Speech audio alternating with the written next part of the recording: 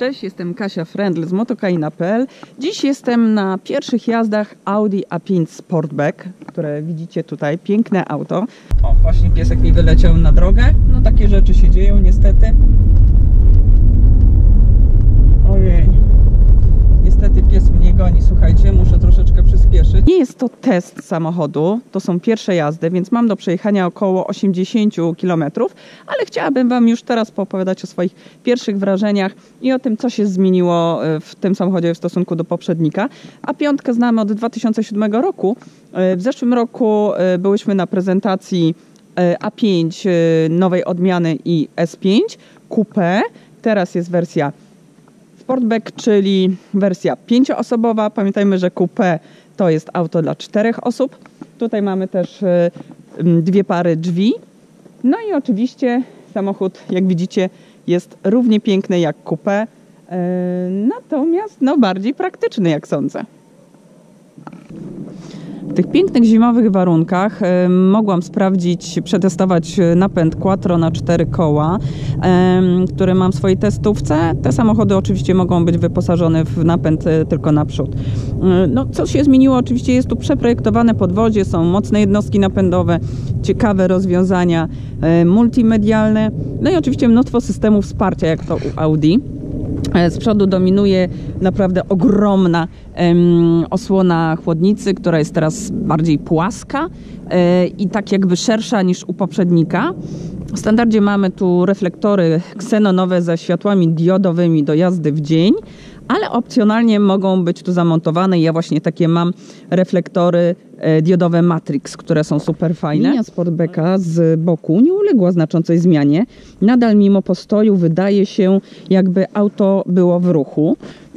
Natomiast z tyłu Audi instaluje diodowe światła i taki tutaj jest fajny, zaprojektowany masywny pas, który też poszerza to nadwozie. Wydaje się ono jakby bardziej muskularne. No i obok modelu bazowego jest właśnie dostępna linia stylizacji sport. No i najciekawszy wizualnie wariant S-Line, który jest podkreślony tutaj takim fajnym znaczkiem. Bagażnik w A5 Sportback jest całkiem spory, mieści 480 litrów. Jak rozłożymy tą tylną kanapę, która się składa 40, 20, 40 w takim stosunku, to możemy mieć powierzchnię 1300 litrów. To jest naprawdę całkiem sporo. Oczywiście możemy rozłożyć tą kanapę za pomocą tych przycisków, które tam są zlokalizowane i robi się to szybko, nie łamie się przy tym paznokci. Co tu jeszcze mamy? Możliwość sterowania gestami. Audi oczywiście w opcji dorzuca taki system. Wtedy jeden ruch stopą i klapa samoczynnie się otwiera. Na przykład wtedy, jak podchodzimy z zakupami i nie mamy ręki, żeby wyciągnąć kluczyk. Możemy też zażyczyć sobie hak i wtedy za pomocą przycisku też wysuwa się elektrycznie. Jest potwornie zimno, więc będę mówić szybko, ale musiałam Wam pokazać, co się kryje pod maską. Trafiły tutaj 3 silniki do wyboru TFSI i 3 silniki TDI. Ja mam w tej chwili TDI 2.0, 190 koni, 400 Nm. Ten samochód z tą jednostką ma masę około 1600 kg i powiem Wam szczerze, że tę masę jednak czuć. Podnosząc nawet samą klapę, no siłowałam się z nią. Nie jestem jakoś wybitnie słaba, ale sama klapa maski jest bardzo ciężka. Silniki są od 150 koni do 286. Jest też topowa jednostka 3-litrowa TFSI i to jest silnik o mocy 354 koni. Chciałabym się takim autem przejechać. No i oczywiście jest montowany też w Coupé S5. Myślę, że w takim wydaniu jest to najbardziej agresywna wersja A5. A my dzisiaj 4 cylindry i diesel. I zaraz przejedziemy się tym samochodem. Zasiadamy wreszcie za tą mięsistą, piękną kierownicę Audi A5 Sportback. Tutaj zaznaczone, że siedzimy w S-Line wariancie. Mamy tutaj do czynienia, no oczywiście ze wszystkim, co jest typowe dla najnowszych Audi. To jest taka pozioma architektura deski rozdzielczej, cały długi pas nawiewów, to wszystko poszerza tą kabinę, która i tak jest całkiem ogromna. Można to wnętrze też fajnie rozświetlić, korzystając z takiego oświetlenia ambiente, którego natężenie i barwę światła można regulować i wybierać, słuchajcie, spośród 30 różnych kolorów. W opcji możemy mieć tutaj Virtual Cockpit. To jest taki wyświetlacz, który ma przekątną ponad 12 cali. Oczywiście wszystko się tu dzieje cyfrowo. Do tego jest 8-calowy monitor. Jak widzicie, tutaj jest Google Earth, bardzo fajnie. Tu jest karta SIM, więc wszystkie aplikacje, wszystkie nowinki Audi daje nam możliwość przetestować. Ten Virtual Cockpit i monitor to jest takie centrum dowodzenia. Wszystkimi funkcjami oczywiście sterujemy za pomocą tego touchpada. Oczywiście jest on dotykowy, można tu pisać litery, na przykład szukając czyjegoś telefonu, czy wpisując miasto do nawigacji, ale też możemy pomniejszać lub powiększać mapy. Logika obsługi w ogóle tego systemu MMI jest bardzo zbieżna z tym, co mamy w smartfonach, czyli połapać się jest tu bardzo prosto i szybko. Można oczywiście głosowo na przykład poprosić o telefon do wybranej osoby, no i wtedy mówimy, na przykład chcę zadzwonić do Piotrka i system wybiera numer automatycznie. Można tu też wygenerować dostęp do internetu, tworząc hotspot. No i wtedy pasażerowie mogą podłączyć nawet 8 mobilnych urządzeń i dowoli surfować czy mailować. Oczywiście, jak u większości producentów, można do systemu samochodu przenieść całe swoje środowisko ze smartfona. Dzieje się to za pomocą Apple CarPlay albo Android Auto. Ja właśnie podłączyłam swojego zdezelowanego iPhone'a do CarPlay i pojawia mi się moje środowisko, czyli taki lustrzane odbicie tego, co mam na ekranie wyjściowym iPhone'a. Jest tu też taka ikonka od aplikacji MMI, która dostarcza mnóstwo fajnych opcji ze sprawdzaniem pogody, oczywiście cen na stacjach paliw, czy nawet możemy wyszukać jakieś wydarzenie, które dzieje się dziś, czy to jest sztuka, czy to jest film w kinie, czy wystawa. W każdym razie możemy telefon naładować właśnie za pomocą kabelka USB albo bezprzewodowo, indukcyjnie. Oczywiście ten ostatni wariant to jest opcja. No i jeśli chodzi o audio, słuchajcie, jak zwykle w Audi w standardzie brzmi świetnie, ale można oczywiście sobie zażyczyć system Bang & Olufsen. Wreszcie ruszamy. To, co tygryski lubią najbardziej, aczkolwiek warunki mamy pogodowe takie, że no, gdyby nie quattro, to powiem szczerze, że byłoby trochę cienko na tej drodze.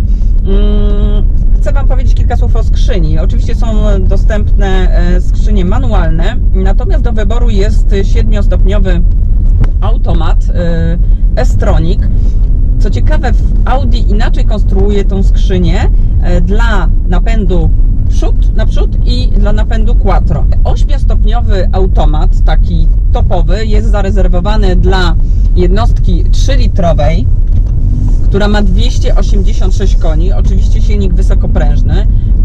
Natomiast te 7-stopniowe S-Troniki są w wariantach 4-cylindrowych. No i dla tej jednostki 218 koni to jest 3-litrowa jednostka wysokoprężna TDI. Tutaj oczywiście są zamontowane manetki, więc możemy sobie nimi sterować. Jak ustawimy sobie na wersję Dynamic, to auto dopiero się zaczyna zbierać. Pamiętajmy, że w tej konfiguracji silnikowej niestety mamy do czynienia ze sporą masą tego samochodu, 1600 ponad kilogramów, aczkolwiek w trasie, przy autostradowej, płynnej jeździe, ten samochód w tej chwili mi zszedł do zużycia paliwa na poziomie 8,5 litra, co uważam za całkiem dobry wynik. O matko, no ciekawe kiedy odpuści. No jadę 60 na godzinę. Dobrze, odpuści. No jak widzicie, nie będę tego wycinać. Co jest fajne w Audi, można tutaj sobie wybrać w tak zwanym Audi Drive Select jeden z programów, który jest nastawiony na jakąś konkretną jazdę i preferencje kierowcy.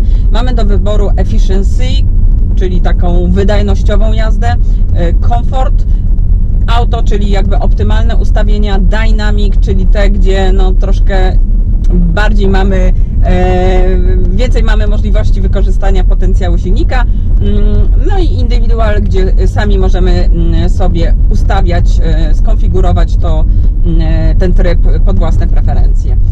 Jeśli chodzi o układ kierowniczy, tkwi tutaj elektromechaniczne wspomaganie i będzie trochę dołów, poczekamy. I ono jest zależne od prędkości jazdy, czyli na przykład w opcji możemy też sobie dorzucić układ dynamiczny. Ten układ dynamiczny kierowniczy jest zależny nie dość, że od prędkości jazdy, to jeszcze od kąta skrętu kierownicy, więc na przykład świetnie sprawdzi się w mieście, gdzie musimy manewrować często i kręcić dużo kierownicą. Tutaj naprawdę niewielki ruch kierownicą powoduje, że możemy spokojnie zawrócić. Nie trzeba robić przedziwnych ruchów w stylu jak się masz, kochanie. Matko, biedulek. Słuchajcie, mam też ściągę, bo chciałabym Was poinformować, jak duże mrowie różnych asystentów jest na pokładzie A5 Sportback. Otóż jest to asystent wydajności, który pomaga kierowcy zaoszczędzić paliwo, aktywny asystent Audi Active Lane Assist, który ułatwia utrzymanie samochodu na obranym pasie ruchu. Jest też korzystający z radaru tempomat z automatyczną regulacją odległości między poruszającymi się pojazdami, Adaptive Cruise Control z funkcją Stop and Go, z asystentem jazdy w korkach, asystent parkowania, asystent ruchu poprzecznego z tyłu pojazdu, ostrzeżenie przed wysiadaniem, asystent manewru omijania, asystent skręcania oraz system ochrony bezpieczeństwa pasażerów Audi Presence, no i kamera z funkcją rozpoznawania znaków drogowych. Ile ten samochód kosztuje? Otóż 206 000 to jest cena bazowa akurat z tym silnikiem dwulitrowym, 190 koni, 400 Nm. No i pamiętajmy, że to nie jest jakieś wielkie obciążenie dla przedsiębiorców, którzy będą głównie leasingować ten samochód lub po prostu dobrze uposażonych osób prywatnych, którzy też mogą skorzystać z takiego programu finansowego Audi, gdzie wypożyczamy w pewnym sensie auto na 3 lata i płacimy jakąś oczywiście początkową kwotę, zwykle to jest około 10% wartości auta i później mamy taki miesięczny abonament. Tu mam head-up display i mi się właśnie wyświetla, że za chwilę skręcam. Jeszcze jedno dodam, w tym wariancie, którym jadę, auto zostało doposażone maksymalnie. Tu jest ponad 100 000 wyposażenia. W tej konfiguracji samochód kosztuje 310 000 złotych, ale tak naprawdę po polskich drogach tego typu auta raczej jeździć nie będą. Polacy decydują się właśnie na samochody raczej bazowe. No i na pewno takich cymesów jak V6 3-litrowa z ogromną mocą no raczej będzie mało. To tyle z prezentacji A5 Sportback. Chciałabym Was teraz zachęcić do subskrypcji mojego kanału.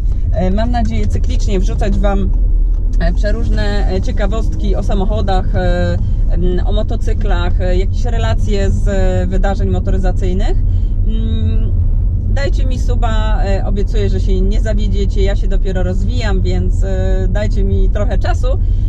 Jestem też na Instagramie zarówno jako Motokaina, jak i Kasia Frendl, podobnie na oczywiście Facebooku, kasiafrendl.pl i Motokaina, kanały są do Waszej dyspozycji. Piszcie, komentujcie, no i mam nadzieję do rychłego zobaczenia. Ciao!